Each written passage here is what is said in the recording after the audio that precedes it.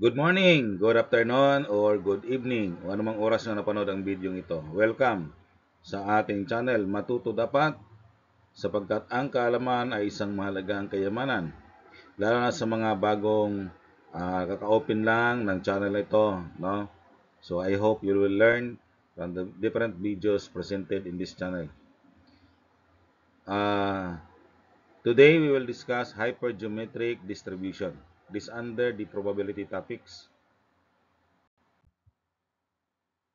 A hypergeometric distribution is a model that the probability of k successes in n rows from a finite population without replacement.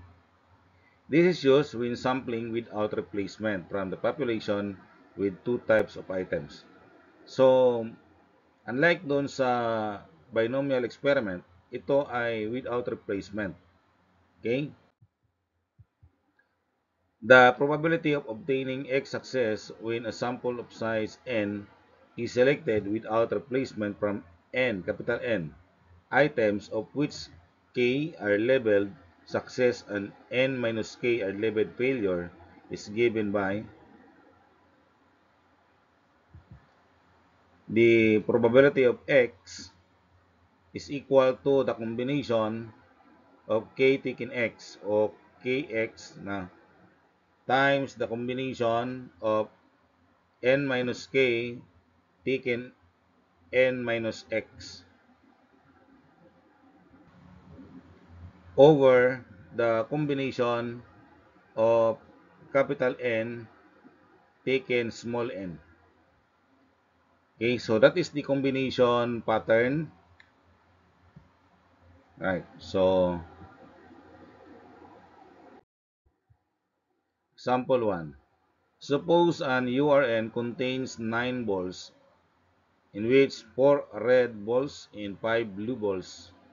If we are to take 6 balls at random, what is the probability of selecting 2 red and 4 blue balls? Since ito ay end, so pwede namang mauna ang 4 blue balls or si 2 red balls. Parehas lang naman siya, no? Our solution, so 4 red balls taken 2, so that is the combination of 4 taken 2. And 5 blue balls taken 4. So 5 taken 4. Okay? Ang total natin, 9 balls taken 6. So, combination of 9 taken 6. Ang K natin, in this case, kasi nauna po ang atin pong red. Okay? So, dito po tayo sa red na kauna. So, ang K natin is 4. Ang X natin ay 2. Okay? Paano naman kung dito naman tayo sa blue ball? So, therefore, ang K naman natin ay magiging 5. No? Kung ito naman ang unahin natin. But in this case, ang inuna natin ay ang ating red. No? So, capital N is 9, a total number of balls. Small n natin yung kukunin ay 6. So, the formula, and then we have to substitute this to the formula. So, gaya na sinabi ko, kung halimbawa, we are getting the probability na ang to ang ating kinuha no? So, kung ang 4 naman, parehas lang din yon. Okay? So, kasi ito ay mabaliktad lang naman, but alam natin that the law of multiplication, so, pwede naman sila magbaliktad na posisyon. Diba? Diba? 5, 4 dito, 4, 2 dito naman sa kabila. So, parehas lang din ang maging final answer natin. So, but in this case, ang x natin ay 2. Okay? So, the combination of 4 taken 2 ay 6. The combination of 5 taken 4 ay 5. Divided by the combination of 9 taken 6 ay 84. So, 6 times 5, 30. And then, 84 over 84. So, 30 over 84. Then, divided by 6. So, 30 divided 6 ay 5. 84 divided 6 ay 14. So, pag convert natin into decimal, okay, actually, okay na rin to. No, 5 over 14. But kung i-convert natin sa decimal, that is 0.3571.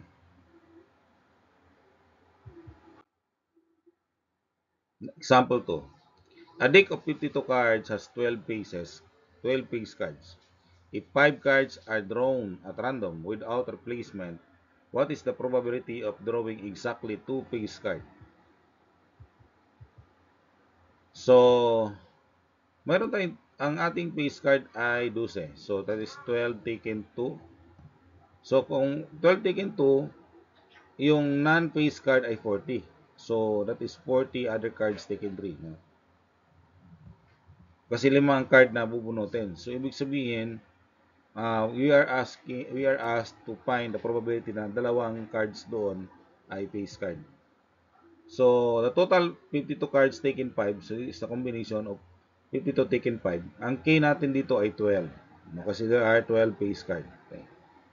Ang ating X ay 2 since we are asked to solve the probability of 2 face cards. Capital N 52, small n ay 5. Okay, so the probability na ang ating makuha natin ang 2 face card, so X equals 2. So this is, substitute lang natin, ang K natin ay 12, X ay 2, N minus K is 40. So kapag makita natin i-plus natin yung 12 at saka 40 ay 52 yan. Pag i-plus naman natin ang 2 at 3 ay that is 5, that is N. No? So this is the result, the combination of 12 taken 2, 66. Combination of 40 taken 3, that is 9,880. And the combination of 52 taken 5, that is 2,598,960. So, pag i-multiply natin, ito po yung magiging resulta, 66 times 9,880, and that will become 652,080. So, pag i-divide natin to, you come up 209 over 83. Okay, so, ang magiging sagot natin dyan ay 0.2509.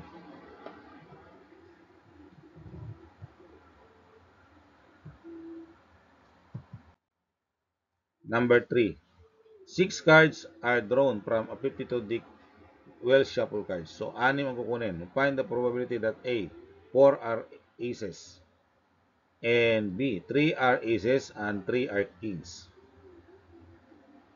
So, A natin, ang 4 natin ay ace card. So, 4 taken 4. Ang natitira ay 48. So, 48 taken 2. Kasi 6 po ang kukunin natin. That is 52 taken 6. The total cards kukunin ay 6 lang. Ang K natin ay 4. Ang X natin ay 4. N is 52. N is 6. So, K natin is 4. So, 4 taken 4 times 48 taken 2 divided by 52 taken 6. So, ito 4 taken 4, that is 1. 48 taken 2, that is 1,128. Divided by 52 taken 6, that is this one. No, that is 20,350,520. At kapag i-divide natin, you will come up lowest term 3 over 5, 54,145. So hindi na natin i-convert sa decimal kasi masyadong maliit na yan. Letter B.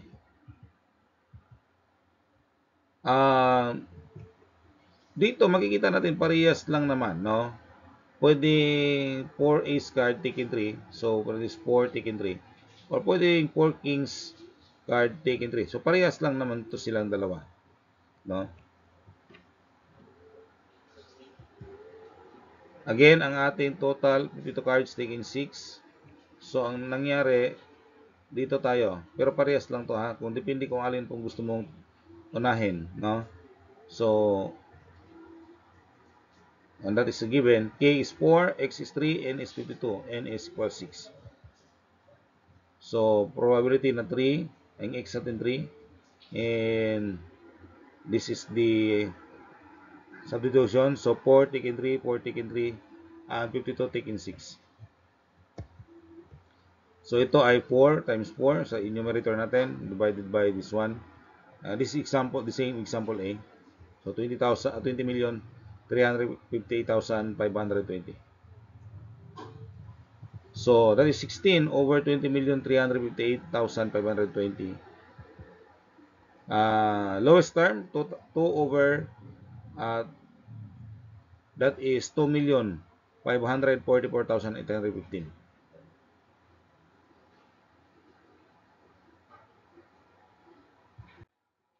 Example 4. Suppose an URN contains 10 balls with 5 red, 3 green, and 2 blue balls. If we are to take 3 balls at random without replacement, what is the probability of selecting A? All 3 are red balls. B. At least 1 is green. Solution for A.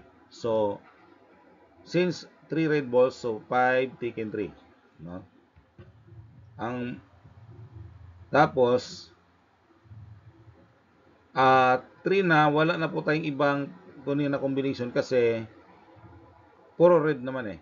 No? So, ang total ay that is 10 taken 3.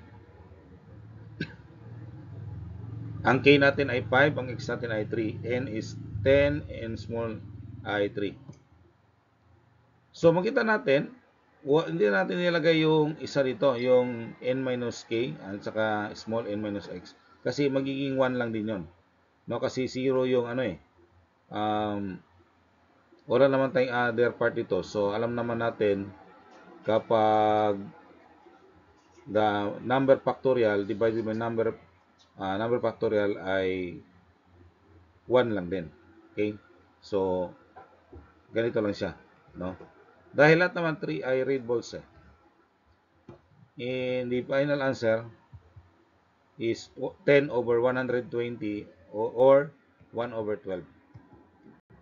Or kapag decimal ay 0.0833.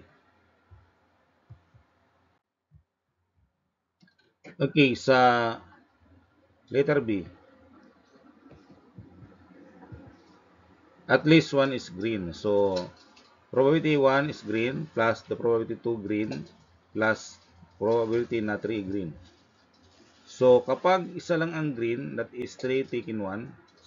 So, 3 green balls taken 1. Pag dalawa naman, 3 taken 2. At kapag tatlo naman, 3 taken 3. Okay? Ang total number of balls ay 10. So, 10 taken 3. So, ganito ang tsura. Okay? So, 3 taken 1 times 7 taken 2. Kasi may natitira pa naman tayong dalawa. Okay? So, total number ng atin pong bola ay 10. So, minus 3. Tapos, dalawa na lang sa kabila. No? O yung other color. 3 taken 2. So, times 7 taken 1. 3 taken 3 and times 7 taken 0. So, this will become 1. Okay? Denominator natin the same lang. So, this will become, itong 3 taken 1 times 7 taken 2, that is 3 times 21. Ito naman, combination of 3 taken 2 times the combination of 7 taken 1 is 3 times 7. Ito naman ay magiging 1, no? So, 3 taken 3 is 1. And 7 taken 0 ay 1 din. Okay, so 66 plus 21, 63 plus 21 plus 1 divided by 120. And that is 85 over 120. Or 0.7083. So, yun po yung ating probability na nakukuha.